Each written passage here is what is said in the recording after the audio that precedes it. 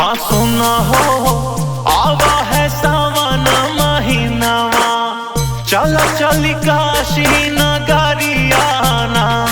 हाँ सुना हो आवा है सावन महीनावा, चला चली काशी नगरियाना।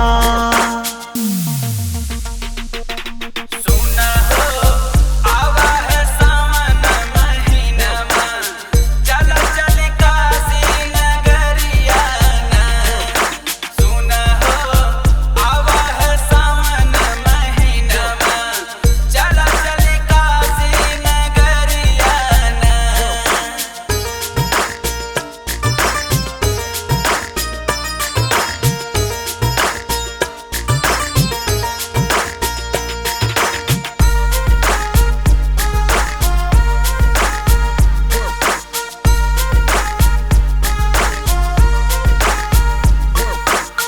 हरिश्चंद्र मणि कर्णिका घाटे, गंगा के जल बही जाए किनारे।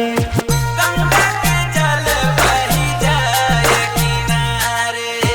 शिव शंकर शिव काशी के द्वारे, गंगा के जल बही जाए किनारे। कि हरा हरा भोले शिव हरा हरा बोलत, चल चल काशी नगरियाना। हाँ सुना हो आवा है सावन महीनावा, चल चल काशी नगरियाना। सुना हो आवा है सावन महीनावा, चला चली काशी नगरियाना।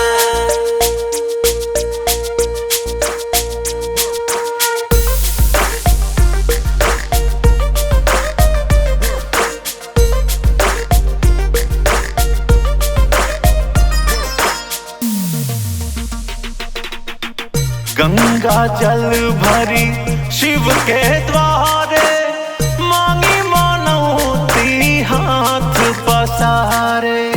मानी मनौती हाथ पसारे।